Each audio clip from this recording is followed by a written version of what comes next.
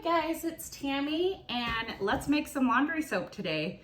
Now this is something that I've been actually wanting to do for a while now, and it's Rain Country's recipe. She actually formulated this recipe. She's already tested it out, and a lot of other people have tested it out and they say it's really, really great. And I like it because it's really simple, and some of you just have all these things already in your house, so you don't necessarily have to go out and buy a bunch of products. But if you do have to go out and buy some of these things, are really, they're things that are really cheap. We're only going to be using like a few cups of each of these things, but you get like this huge box. So a little goes a long way, and then you can save it and it's going to last like forever. You can make this over and over and over again. But anyways, another thing that I wanted to add is that there's only 3 ingredients. One is salt.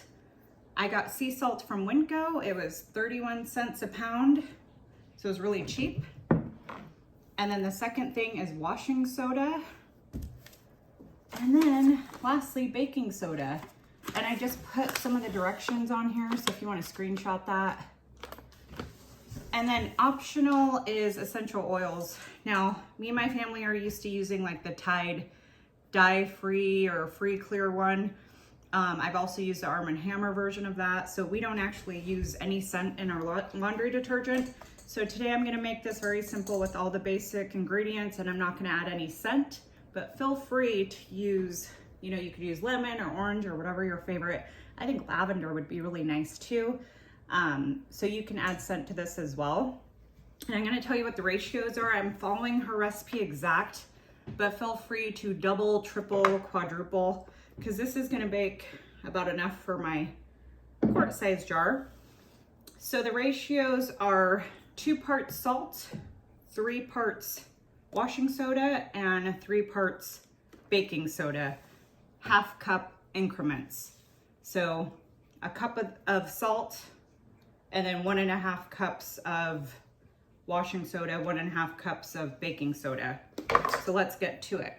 I'm just gonna measure everything out. All right, so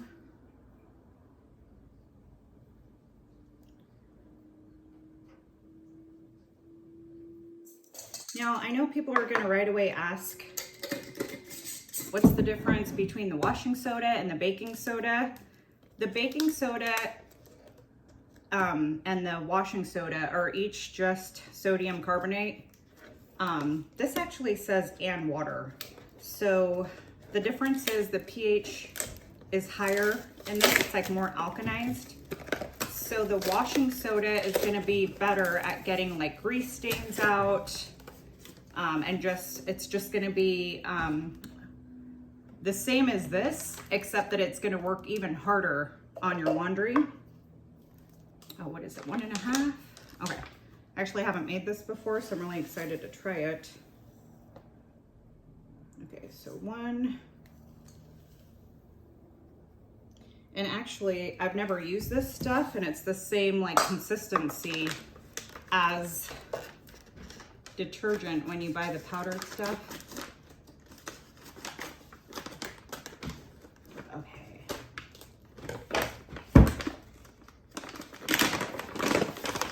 And then my little notes on this is actually Rain Country doesn't consider this just a laundry soap. She calls it like a kind of like a overall cleaning product. So it's good for laundry. You can use it on your carpets, you can use it on your dishes, and for scouring. So I put some notes on it, but I will get to that in just a second.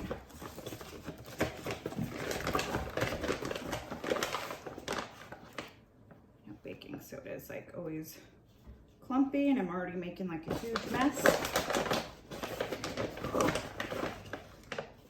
Okay, so you have your 3 ingredients. You're gonna just kind of mix it up really, really well, and especially just baking soda because there's clumps in here. So some of the notes on this is that whenever I look up DIY laundry soap and people post recipes, they're always using borax and like a laundry soap bar. And I have heard people say that sometimes there can be a film left behind with the soap bar. I don't know how true that is. Or I don't really know what other downfall or, you know, what else would be negative to use it. I just know that in the rain country video, this is like the most basic things. Like I said, you can just keep all of these ingredients on in your house, like at all times. This is still like full up to here. Also borax. I did a little research on borax. It's totally, I mean, it says it's completely safe to use, and I actually bought it, but I decided not to use it after watching Rain Country, because borax, you have to actually have hot water or warm water for it to actually be effective. And I do almost all my laundry. I have like a tap water setting, so it's not going to be super hot or warm. But borax would be good for, like, let's say your towels and your socks or things that are extra dirty. So you could also look up recipes that use the borax and make like a whole separate, I mean, I don't see anything wrong with having like a jar that's for your laundry, and then one is like for extra dirty clothes, or like I said, you know, your whites, because it does make everything really, really white. So that was one of my notes. Borax is good for whitening. She mentioned it could be bad on your elastics. It'll wear out things that have elastic in them. And then the last note was about the hot water, warm water. Baking soda, washing soda, it's super gentle. It's gonna make all of your clothes softer. It's an odor lifter. And it's really good for stains. So those are the notes on that one. And then salt is good for scouring, good for preventing loss of color in clothes, and it also helps to lift stains as well. So that's why we're using these ingredients and not like your typical washing soda that you see in other videos. Now, I didn't actually make a note of this, but it's supposed to be 1 to 2 tablespoons per load. And I also have seen notes that you can put like a 1/4 cup of vinegar in your rinse cycle. In your, I have a HE washer and dryer, so it has 3 compartments, and one is for like liquid soap, one's for like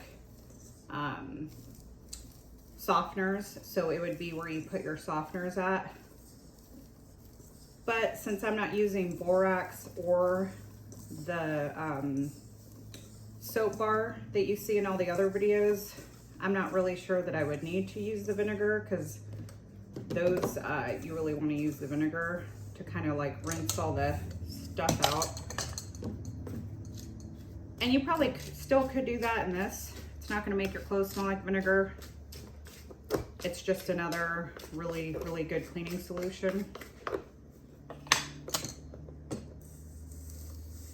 So the other method, since this is good for like if you have carpet stains and stuff like this, I didn't really get the recipes on how to specifically use those, but I'm just using my own common sense, and I would think that you could use like 1 or 2 tablespoons and make like a paste, or you can dissolve it and make a spray, because I already use sprays, and you know, some of them call for baking soda.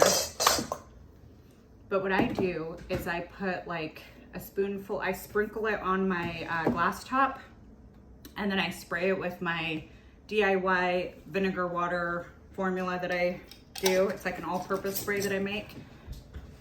And then I just take like, I let it sit for like 10 minutes, and I take a paper towel, and baking soda works awesome on my glass top. And I'm thinking this is probably like a miracle cleaner for my glass top. So I'm gonna be experimenting with this around my house, but mostly I'm gonna be using it for laundry. And today I'm gonna do a load. I waited to do my laundry to make this video. So I'm gonna use this today. And then for some reason, if I hate it, I will let you know. But again, she is like the queen of all this stuff. She says it's amazing. I've seen a ton of people comment that they've used it and it works really, really well. I wouldn't try this if I didn't think it worked. So I just want to let you guys know all that. So anyways, I'm going to go do my laundry now with this. And then I will post more videos on more cleaning supplies, or even just like review I might actually do a like a demo on my stove with this as well, just to kind of show that it's not just for laundry, it's like an all-purpose cleaner. So anyways, if you guys try this recipe or you have other recipes that you want to add to or give me tips, let me know. And remember, you can add scent to this, but I'm just keeping it super plain. Thank you guys. I will see you in the next one. See ya.